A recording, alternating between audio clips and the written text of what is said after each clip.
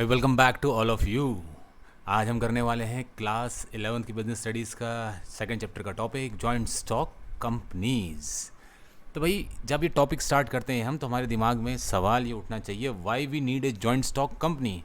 हमें इसकी ज़रूरत ही क्या है, जबकि हमारे पास पहले से ही बहुत सारे फॉर्म्स ऑफ ओनरशिप हैं वो प्रेजेंट हैं। सोल प्रोप्राइटरशिप हो गया, पार्टनरशिप हो गया, कोऑपरेटिव सोसाइटी हो गई, जॉइंट हिंदू फैमिली बिजनेस हो गया।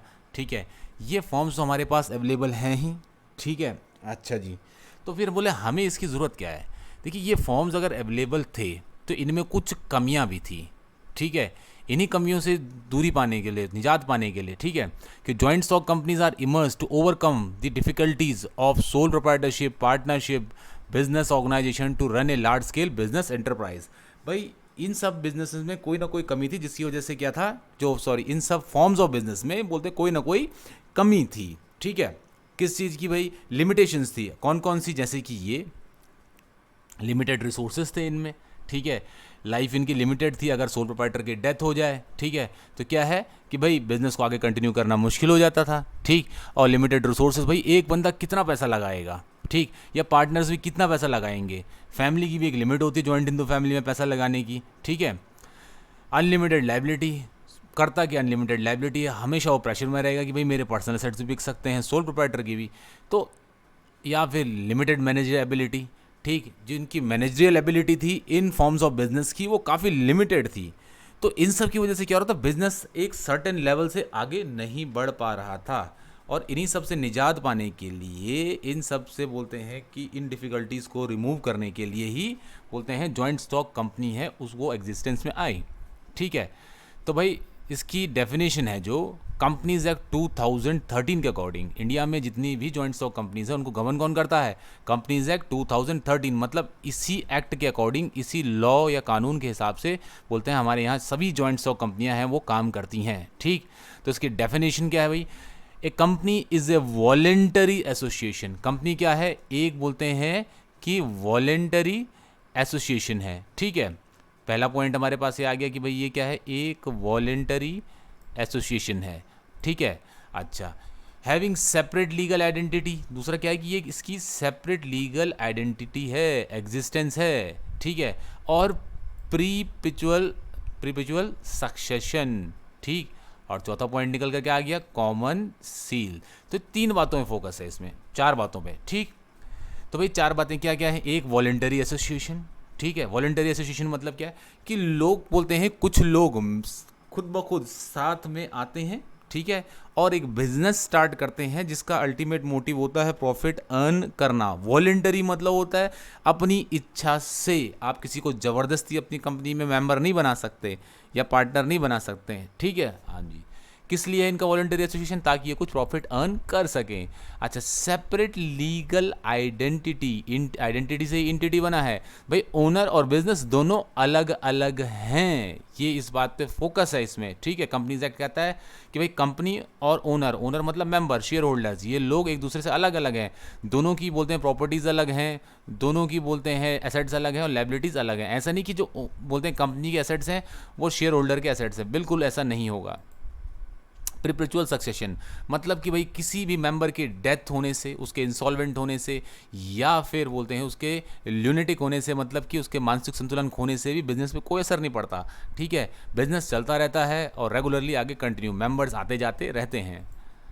कॉमन सील, भाई हर कंपनी की एक बोला कॉमन सील होगी, जिसको हम साधारण भाषा में क्या कहते हैं, मोहर या स्टैम्प कहते हैं। ठीक है भाई, क्यों, क्योंकि कंपनी क्या है, एक आर्टिफिशियल पर्सन है, इस बात को ध्यान में रखिएगा। ठीक है, कंपनी क्या है, एक आर्टिफिशियल पर्सन है। ठीक है, और बोलते हैं जो आर्टिफिशियल पर्सन है वो क्या साइन कर सकता है, बिल्कुल भी नहीं कर सकता आर्टिफिशियल पर्सन, इसलिए उसकी हम स्टैम्प यूज़ करते हैं। क्या आपके स्कूल के कभी साइन होते हैं, आपके डॉक्यूमेंट्स पे स्टैम्प होती है। ठीक है, चाहे वो दिल्ली पब्लिक स्कूल हो, चाहे वो डीएवी हो, चाहे एसजीआरआर हो, कोई सा भी स्कूल हो, उनकी स्टैम्प लगती है, साइन नहीं होते। साइन कौन करते हैं, प्रिंसिपल करते हैं या टीचर्स करते हैं। स्कूल की तो स्टैम्प होती है, क्यों, स्कूल साइन नहीं कर सकता ना, स्कूल क्या है, एक आर्टिफिशियल पर्सन है, वो भी एक आर्टिफिशियल ऑर्गेनाइजेशन है। ठीक है, थोड़ा और आगे बढ़े हम लोग। देखिए, ये है कंपनीज एक्ट, यहाँ से शुरू हुए थे। ठीक है। 1866 में इंडिया में पहली बार इनकॉर्पोरेट हुआ था, फिर 1956 तक आया और 2013 अभी चल रहा है, इसको अप्लाई करते हैं। तो जब भी कंपनीज एक्ट की बात होगी तो मेनली हम इनकी बात करेंगे, पुराने वालों की नहीं, ठीक है।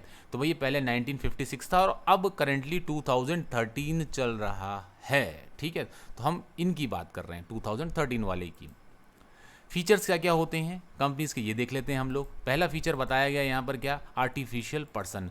तो कंपनी क्या है, एक आर्टिफिशियल पर्सन है। जैसे ये रोबोट भी क्या है, एक आर्टिफिशियल पर्सन की तरह तो है, ठीक है भाई। आर्टिफिशियल पर्सन मतलब क्या हो गया, कम जैसे आप लोग अपने लिए एसेट जोड़ सकते हैं, अपनी लाइबिलिटीज़ की पेमेंट कर सकते हैं, वैसी कंपनी भी अपने लिए बोलते हैं कि एसेट जोड़ सकती है और लाइबिलिटीज़ वगैरह की पेमेंट कर सकती है। Company is created by law, company को बोलते हैं कौन बनाता है, law, and exist independent of its members, और इसकी सेपरेट लीगल आइडेंटिटी होती है। इसका कहने का मतलब ये है, ठीक है। Exist independent of its members मतलब मेंबर से अलग होती है कंपनी, ठीक है।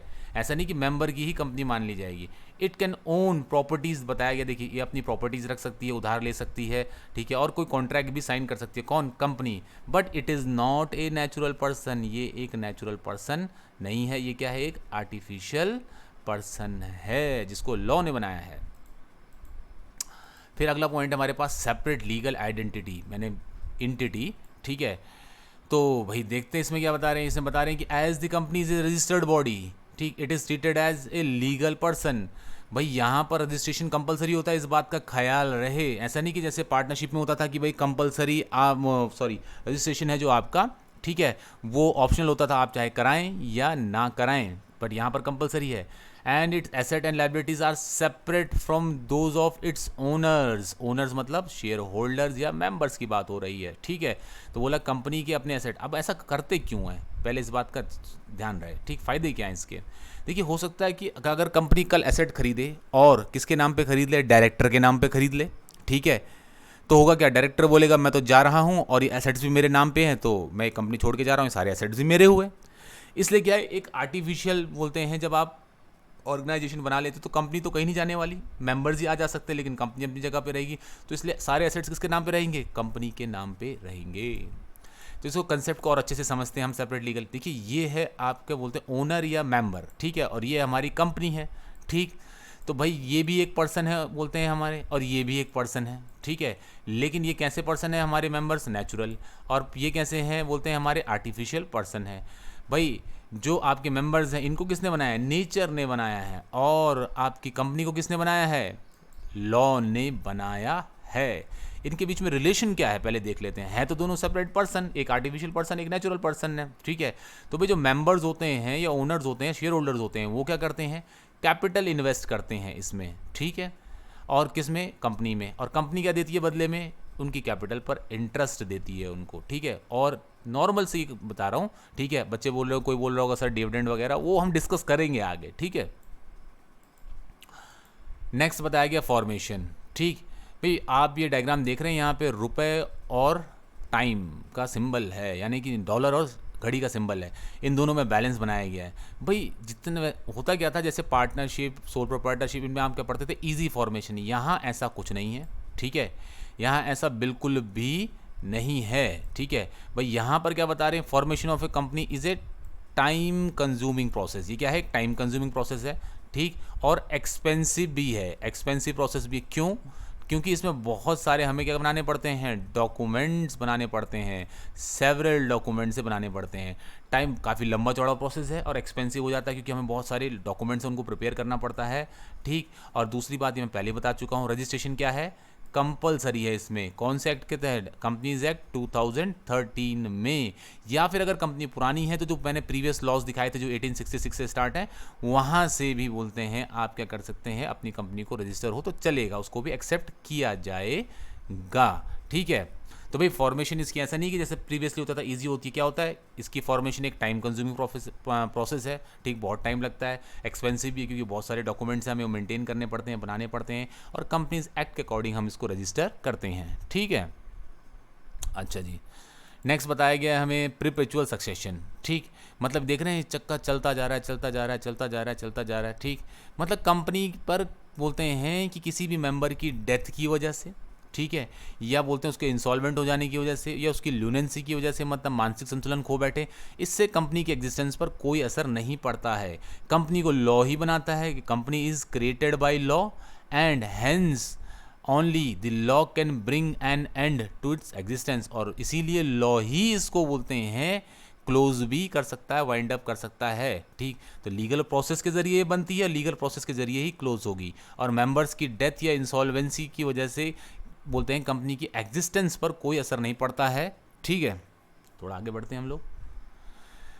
भाई कंपनी का कंट्रोल कौन करता है? Board of directors. ठीक है जी, इनका एक ग्रुप होता है, कहलाता है, अगर सिंगल पर्सन है तो कहलाएगा डायरेक्टर कहलाएगा, और डायरेक्टर्स का ग्रुप कहलाता है बोर्ड ऑफ डायरेक्टर।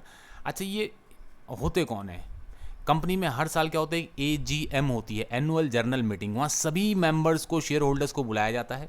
वहाँ पर बोर्ड ऑफ डायरेक्टर्स के लिए क्या होती है? वोटिंग होती है कि साहब ये लोग बोलते हैं बोर्ड ऑफ डायरेक्टर बनना चाहते हैं। ठीक है, उनके नाम अनाउंस किए जाते हैं, और जिसको ज़्यादा वोट मिलते हैं इक्विटी शेयर होल्डर्स के, बोलते हैं वही लोग कंपनी के बोर्ड ऑफ डायरेक्टर बनते हैं। ठीक है, ये लोग बोलते हैं कंपनी को क्या करते हैं? मैनेज करते हैं, कंपनी के लिए प्लान एंड पॉलिसीज़ वगैरह बनाते हैं। ठीक, नेक्स्ट है हमारे पास बताया जा रहा है लायबिलिटी। ठीक, तो भाई liability of member is limited to the extent of their capital contribution only. ठीक, भाई जिस बंदे ने जितनी कैपिटल लगाई है कंपनी में, उसकी लायबिलिटी सिर्फ उतनी ही बनती है, इस बात का ख्याल रहे। जैसे सोल प्रोप्राइटर में होता था कि लायबिलिटी अनलिमिटेड होती थी, वैसा यहाँ नहीं है। ठीक है, कर्ता की लायबिलिटी भी अनलिमिटेड थी, और ज़्यादातर पार्टनर्स की लायबिलिटी भी क्या है? अनलिमिटेड है। तो यहाँ पर ऐसा नहीं है, ये इसका एडवांटेज भी है कि जितनी आप कैपिटल कंट्रीब्यूट कर रहे हैं, आप उतना ही आपकी लायबिलिटी बनती है। ठीक है, अच्छा, दूसरी बात बोलते हैं मेंबर से आप बोलते हैं लॉस तभी लॉस की पेमेंट करने को तभी बोल सकती है कंपनी। ठीक है, कब? जब अगर उसने कोई शेयर का बोलते हैं अमाउंट है वो पे नहीं किया। अब ये क्या होता है शेयर का अमाउंट? फॉर एग्जाम्पल, शेयर की वैल्यू, एक शेयर की वैल्यू थी 100 रुपये, और आपने वो खरीदा, लेकिन अभी तक आपने 80 रुपये ही पे किए हैं कंपनी को, पूरे 100 नहीं किए, तो 20 रुपये बाकी हैं पे करने के लिए। तो कंपनी उतना ही, मतलब 20 रुपीज़ ही आपसे क्या करेगी? बोलते हैं पे करने को बोलेगी लॉस में। ठीक, अगर आपने पूरे 100 पे कर दिए होंगे, शेयर की वैल्यू पूरी पे कर दी होगी, तो कंपनी आपसे ये कंट्रीब्यूशन नहीं मांग सकती लॉस को पे करने के लिए। ठीक है भाई, कॉमन सील। ठीक भाई, स्टैंप बोलते हैं, ये हमको बताइए, मैंने पहले भी डिस्कस किया, क्या कंपनी की बोलते हैं ये कॉमन सील होगी। क्यों भाई? ये एक आर्टिफिशियल पर्सन है, साइन तो कर नहीं सकते। ठीक है, तो इसलिए क्या होते हैं, इनकी जगह पर हम स्टैंप यूज़ करते हैं, या ये कॉमन सील कहते हैं उसको हम लीगली। ठीक है, जिसको नॉर्मल भाषा में आप क्या कहते हैं? स्टैंप कहते हैं। Therefore common seal is use for its signature. Risk bearing. ठीक है, ये पॉइंट बड़ा इंपॉर्टेंट है भाई। बाकियों में क्या था? सोल प्रोप्राइटर में सोल प्रोप्राइटर पूरा रिस्क ले रहा था। ठीक है, जॉइंट इन द फैमिली में बोलते हैं रिस्क सबसे ज़्यादा कर्ता के ऊपर था, उसकी लायबिलिटी अनलिमिटेड थी। बोलते हैं वहाँ पार्टनर्स में क्या थे? पार्टनर्स लिमिटेड थे, रिस्क डिस्ट्रीब्यूटेड था। लेकिन यहाँ पर रिस्क और ज़्यादा डिस्ट्रीब्यूटेड है, क्योंकि यहाँ मेंबर्स आपके लाखों करोड़ों मेंबर्स भी हो सकते हैं कंपनी में, और जितने ज़्यादा मेंबर्स होते हैं रिस्क उस हद तक डिस्ट्रीब्यूट हो जाता है। अगर एक 100 रुपये का बिजनेस है और 4 पार्टनर है, तो सबके ऊपर कितने कितने का रिस्क है कैपिटल का? ठीक है, 25-25 रुपये का।